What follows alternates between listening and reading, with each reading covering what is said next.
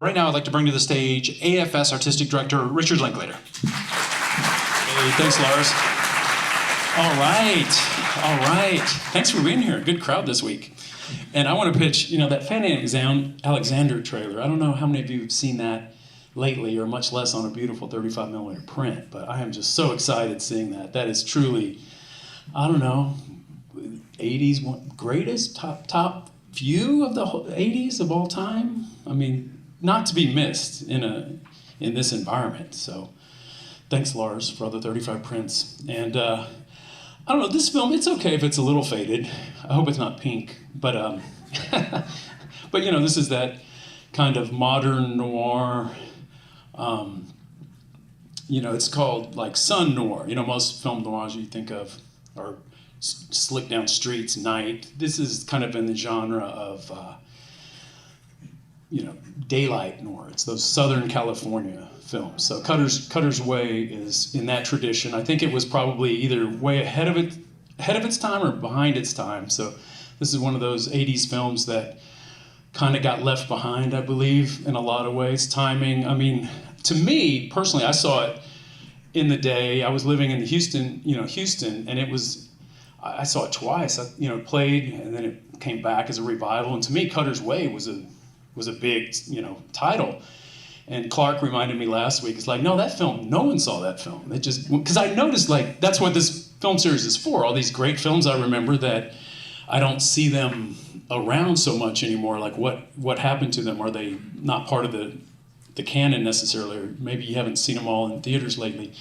But Clark reminded me, that film, that was United Artists did this movie. And again, the Heaven's Gate fallout had happened just then.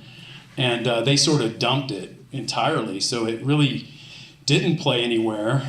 It had a special screening in Houston, I think at the film festival there, under the name Cutter and Bone, which is the name of the book that it's based on.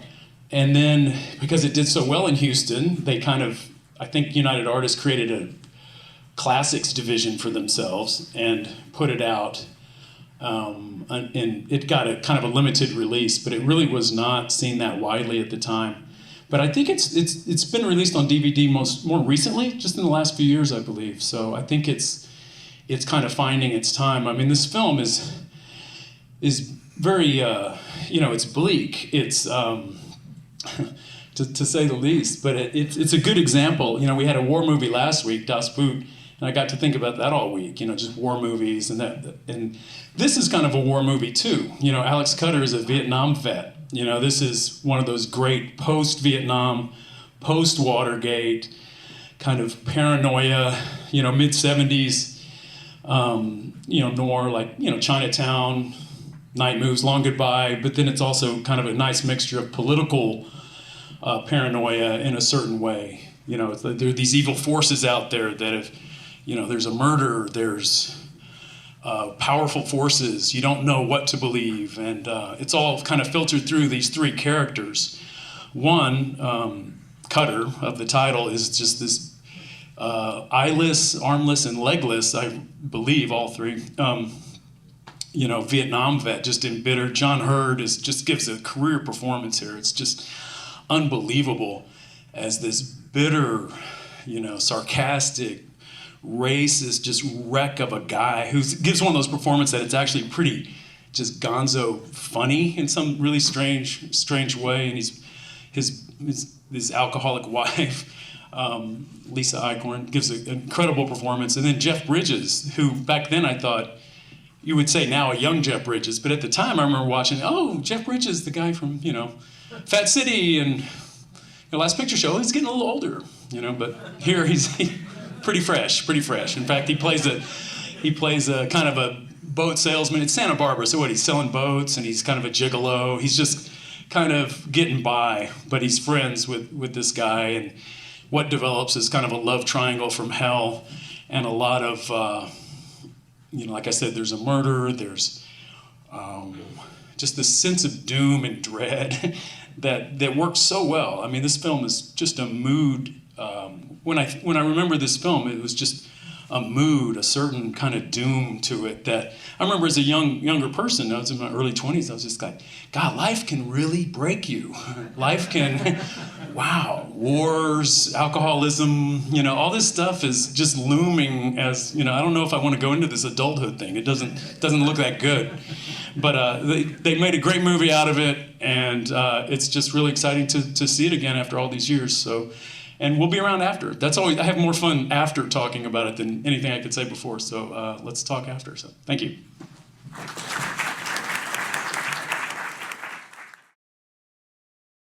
It's funny. There's different kinds of movies that have existed in this series. It's been a really fascinating series so far, just to see like the different kinds of things that were happening in the 80s. And one of the sort of species that we've identified is the 70s hangover movie. Yeah, this is definitely one of them. Yeah. This is it. Like, I was watching it thinking, like, if this had come out in 1975 or 6, Parallax View, All the President's Men, I mean, the country had really changed at this point. Mm-hmm. Reagan was in office. It was morning in America. And our guys had overslept. They had no place for them anymore. It was morning in America, but these guys have been up all night. Yeah, they weren't, these were the left behinders. They were the extreme end of the 99 percenters. And where did Reagan have his ranch? Yeah, right around there, right? Yeah. Yeah, it's funny how they kind of commingle. That's probably what's changed a lot. The way, Cutter's from that town, right? His parents took in, there's a familiarity, but they kind of have access. I mean, they're all in one community. Now I don't think the Koch brothers are, mingling with. Yeah, they wouldn't allow them to get that close to them. Yeah, I don't think so. But yeah, that movie, and there, you sort of alluded to this sort of troubled history of it, but that really was a thing where, it just got dumped. They came along and said, what the hell are we going to do with this? The studio, they were kind of getting the new message too. It's like, oh, this film's kind of a bummer. It's we're going to dump this one, And I think Ivan Passer, the director, I mean, he's even quoted as saying, people can be assassinated, but so can movies. And this movie was assassinated. Yeah. And it's really sad, I mean, God, Lisa Eichhorn, what a performance. Mo, holy crap. Now that's a fucking performance. And Heard, my God, this is just no perfect movie. In a parallel universe, if this thing got a full push and, people were behind it a little more. I mean, the critics might have been there. When a studio dumps it, they don't just dump it. They kind of loft it out there as a turkey and say, shoot this down if you can, right. Just so we don't look guilty. And a lot of people, there was some, I remember hearing criticism of it that I just didn't believe at the time. It's like, well, what happened to her? People kind of were set up to not like it so much. Mm-hmm. Yeah, a lot of people did too. It was mixed reviews, And Houston was really that sort of the place where it happened. I know. That's why. Yeah, I didn't really know it at the time, but that was cool. I think that's one of the worst things too about the '80s, that you could live in a bubble and just think they didn't publish box office. If you were just a film fan, you didn't know what the number, unless it was Star Wars. Star Wars made $50 million opening week. Then you heard it was a news story, but they didn't publish the top 10 films. Because as soon as they started doing that, it cut out all the independents. Mm-hmm. Suddenly it was like, oh, we're going to see. Well, that film's not even in the top 10. Yeah. It really separated the film world. It's a horrible thing that we're still living with today, I think. And that kind of was creeping up somewhere in here, too. So it was this was one of those left behind films. But it's really unfair. I mean, in another, like I said, in this parallel world, John Hurt gets a nomination, Lisa Eichhorn gets a nomination. Ivan Passer's career is probably very different, if this had gotten the acclaim, because they don't care, when it's come time for your next film, they don't go, oh, the studio went bankrupt and there are all new people there and they dumped your film. They just go, yeah, that film didn't make any money. Your film you're not covered in gold. Why are you here? Yeah. We'll go to your buddy Milos, who's his films have done well. So yeah. Well, a sort of an emblematic anecdote about this, which doesn't tell you that much about the film and how it succeeds, but it tells you a lot about the kind of people who Hollywood, who were assuming power in Hollywood. Cutter and Bones, the original title, perfectly good title. But they thought, when we release this, if it's called Cutter and Bone, people are going to think it's about surgeons. So they changed it to Cutter's Way for that reason, because they were afraid people would think about surgeons. Cut her the bone. And maybe that's just one executive in a Monday morning meeting threw that out there. And it becomes gospel. Yeah. Something like they found it written on a tablet or something. We talked about Eichhorn and Heard, but an actor who's so good but is so subtle and all the time is Jeff Bridges. Always. I mean, it's such a great performance. Yeah, he's got that. There's a certain sad quality to that, you know? I mean, that passivity to take on and really embrace that. Everyone around you has all the color and you're the... But then he acts in the end, you know? He's kind of the hero, right? The passive guy finally pulls the trigger. What's the other movie I'm thinking of where a guy holds another guy's hand and they pull the trigger? What is the other movie I'm thinking of? Does any of you know? Is it an old Western of some kind? It feels like it had to have been done before, but I'm not... Yeah. What was it? Anybody? Because I'm everything racking my brain trying to think what it is. Well, please come up with it if you do. But wasn't that gun was not loaded, according to her? Everything in this movie, was it a suicide? Was he killed? You know, it's like wonderful. How paranoid should I be, you know? Yeah. Is that real or is it fantasy? That's the best kind of paranoia. You're just not sure. Maybe you're just in your own crazy head. And it also has this quality of it, and this is yet another kind of subset of movies, which is America viewed from without by the person from another country, and particularly from a person who had dealt with totalitarianism. Yeah, isn't it interesting? The two best Sun Noirs, you know, Chinatown and this, in my opinion, both, you know, Poland, Polanski, Czechoslovakia. Yeah, those guys knew they were trying to tell us something about what was happening and in I the think country. getting something about LA too, all that sunshine and brightness and American optimism coming from where they came from, seeing what they had seen. Yeah. They just weren't really buying it. There was something behind it that, yeah, it's that outsider's perspective. It does LA in a whole different way. Yeah, they saw something that we weren't seeing, much like in the we don't movie. want to see it. Yeah, because we were blinded by the success and the light. Anyone have any contributions here from the audience? Are you just stunned? You're just flattened? You're just steamrolled? I know somebody has something to say. That Jack Nietzsche score, he's so great. You know, he's one of the great composers, and he had done, you know, he did Cuckoo's Nest, whatever, 6 years before this. He was notorious for, you know, they have the whole orchestra standing by, and he walks in and says, "Oh, you can send all them home. I have like a couple strings and a saw." And you know, he was the master of sound. He was Phil Spector's guy, and he wrote the song that, you know, there's really no pop songs, and it's all score. And then even the song they dance to is a song he wrote. He wrote hit songs. He wrote Needles and Pins, that old 50s song that was covered by everybody, including the Ramones. Yeah.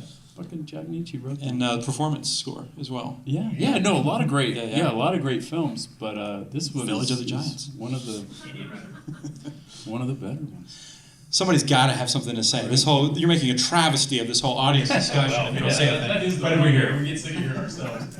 Well, I like the fact that the print was worn. It just added so much character to it. So, thanks. Thanks 30 whatever years. Thanks, time. Yeah. Right over here, yeah. There used to be a famous graffiti on the building next to Burns and Sawyer, which is a big camera rental house in Los Angeles, that said, "No matter how true the artist's vision, it will only last as long as Ektachrome." And they left it up for years. It only recently got painted over, and it's really sad because I think Technicolor went away, you know, around this period. Yeah. And all these prints are fading, True and you watch Technicolor. a. But it was around this time they would become aware of the fading. Scorsese had started the Film Foundation and was on but was on this kind of crusade to make the print stocks not fade like that. So I think they get progressively better through the 80s, but we're still in the go to pink phase here. Yeah, but it wasn't as terrible as I'd feared. No, those ones from the 70s, I think it was getting a little better. Yeah, the ones from the Other 70s films, go magenta. Real quick. Yeah. Like within 10 years sometimes. Well, one thing that you're kind of missing is that wonderful turn when Alex gets out of the George's Mercedes and walks through the woods, and it's almost like he's walking through the jungle again in Vietnam. And he just takes that one turn, and you see all the banquet and the big house and everything. That's really green and lush and a nice print. Yeah. Well, as much as we talk nostalgically about how much we like ragged out, worn out prints, so they need to make a new print of this. Like the Academy or somebody should make a new print of this. It's an amazing, really special. Yeah, there needs to be a nice circulating print of this. Yeah. And then archive them. Sorry? DVD looks good. I'm sure the DVD looks good because you can go back to, you can retime it. Yeah, but the DVD less expensive. But screw a DVD. We're here, man. Yeah. In the back, yeah. You talked about the outsider point of view, and it's interesting that John Hurd's character seems like some sort of prefigured bastard child of Snake Plissken and Lieutenant Dan. Yeah. Do you have any idea about, the source material, the book by Newton Thornburg? Did he write more stuff like this? I mean, this is an American novel, I guess, that this was based on. Is there any, anything else about it? Larry, you lent me the book. Anybody? Yeah. Do you know? It's pretty close to the book. Different ending. Yeah, very different ending. Is it? Did he write? I don't know anything about the author. I haven't read anything. I just knew about a lot of books. He's still writing. He wrote a lot of novels. Okay. Few as dark as this one. There's definitely like I think people who may not read a lot of that pulp don't realize just what a reservoir of soul darkness like Pulp Fiction really became. This is a bit more artsy than your normal sort of Pulp Fiction, but if you read like Charles Willeford and some of those like David Goodis and a lot of those guys, that is as dark as night. That sort of vein of the American male soul that ran through Pulp Fiction. And you talked about this as being a noir. Noir prefigured this kind of post-70s alienation, existentialism kind of stuff. And you get like that, like existentialism left in the oven for like overnight. And this had to cross somebody's mind. Lebowski, did the Coens? Is it a continuation? Is it the same guy? Crazy Vietnam friend. I don't know Lebowski. I'm not. I've thought about that with other Jeff Bridges movies. There's another one called Yin and Yang and Mr. Go from 1970. Kind of a guy, and they always say it was like Raymond Chandler and those, the writers of that era. But If you take this movie and Long Goodbye, and put them in a blender and play it for yucks, go comedic. You got something like that. But. Crazy Industrialist, confronted by a slacker, for his just friend's a crazy vet, Pothead hang around her, young girl. something there. Let's get Joel and Ethan Coen on the phone and just Call him up. Yeah. That one Phil. Right back here, yeah. So you're talking about the Sun Noir. So it seems like after this and after mid 70s, then it goes to Miami Vice, more Sun Noir, but like really with like kind of like the Reagan shine on it or something. This sort of like optimistic thing, More but then polished. it ripples through in a really big way through culture. But that was very noir look, at least, and pulpy. Neon noir is kind of where it went. Yeah, but that's a total. Miami Vice, like the good guys are cops, the bad guys are criminals. It's very Reagan era. Yeah. I think it's a total just flip of the script from this, which is Nixon let us, Kennedy's Nixon, like that whole vein of darkness. Well, around the same time, the first First Blood, Rambo won. The crazy Vietnam, but he's kind of a hero. He's kind of re-winning the war. Yeah. I can't get this war thing out of my mind. Like the ex-vets were suddenly changing. They deserved our honor and respect. I don't know. Yeah, it was they kind of started the Vietnam thing. It wasn't cool to have a burnout loser of a Vietnam vet. They all suddenly had to be, something noble. It's a shitty car anyway. Yeah. I mean, yeah. That movie. Duty is something I know. I know something. Yeah, it's so good. And He so goes back in and underplayed. puts on his little It's so good. jacket. Yeah, he's full. It's such good performances. What I know, it's actors so can do for a perfect. film, It's so just perfect. I think people who I talk to a lot of film nerds and they're like, oh, the director, the primacy of the director, which is true. No offense, which is true, but actors, it's everybody. It's that mix. You stir it all together and get a perfect mix. I mean, everything about it is, just the look. Jordan Cronenweth, the director of photography. I think he goes from this to Blade Runner. Speaking of noir, whole different thing, but just a great, Did anybody look at this film and go, this is now like one of my favorite movies? Did that happen for anybody here tonight? I A few people, I yeah, hadn't yeah. thought about. I mean, just hadn't seen it in a long time. But I Yeah. really do put it right up there in the Chinatown in that era of. I think it deserves to be there. You know? It's odd how funny it is at the Yeah. beginning too. And the lines is just so. Every scene it is what it needs to be. It doesn't really bog. There's that lengthy sequence with Mo and Bone, you know, in the house. That whole thing, and that's just kind of wonderful, touching. You know, like sad and I don't know, but it's complete. You know, it's not. The film's not paced in any crazy way. It lets it. I don't know. It's just kind of perfect in its own like execution of itself. You know, I don't know. I just think it's. What happened to Ivan Passer after this? I think of his earlier films, and I think of this. Do you know what happened to Yeah, him? I mean, you know, he did a film in Austin, the Picnic remake. I know some people who worked on the crew really loved him. You know, great guy. You know, just really high regard for him. I think an actor's kind of director style, but I think generally it's thought that this is his best, certainly his best American film. Mm-hmm. But yeah, he just did a lot of TV stuff. Anybody know? Yeah, that was before this though. Yeah, that was the Yeah. Yeah, yeah. 70s. Yeah, That's George Siegel just out of his mind. And, He did The Gambler De Niro. too, right? Did he? Did you do The Gambler? Was that him? who? Siegel? No. No. Passer. Did Passer do The Gambler with Jimmy Caan?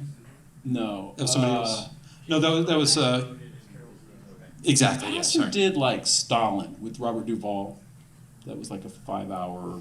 I think it might have been. You know, just he's a big movie. I mean, he's a very, I think, a respected director.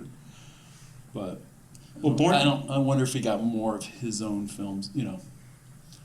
I definitely who recommend Born knows to about Win for people career. that haven't seen it. Born to Win, yeah. And okay, so next week we're off because Cine Las Americas is blowing through, and they're bringing in a lot of really amazing movies, including some really rare 35mm stuff. So check out their schedule online, and don't neglect to check out Cine Las Americas when that's here. But then we come back and we show Fanny and Alexander, Don't miss it. which you spoke about. Settle Yes. in for the masterpiece. Yeah. So there are multiple versions of that. There's a shorter one. There's a medium length one, which is the sort of director's cut, and then there's the TV version, which is 5 hours or something like that.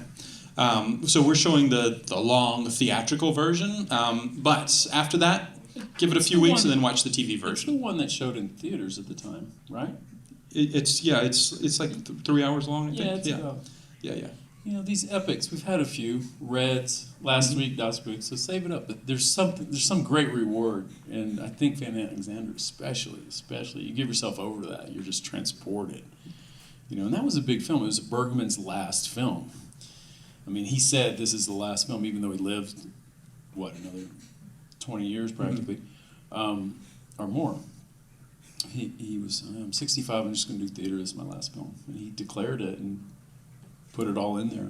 You know, it's like some penultimate work, but just an amazing film. And he did make a few more films. He couldn't help himself, but you know. My only regret is Years later. we're not showing this at Christmas time. We're not showing Fanny and Yeah, Alexander. it's one of the great films about childhood. You know, about being, just the kind of the magic Mhm.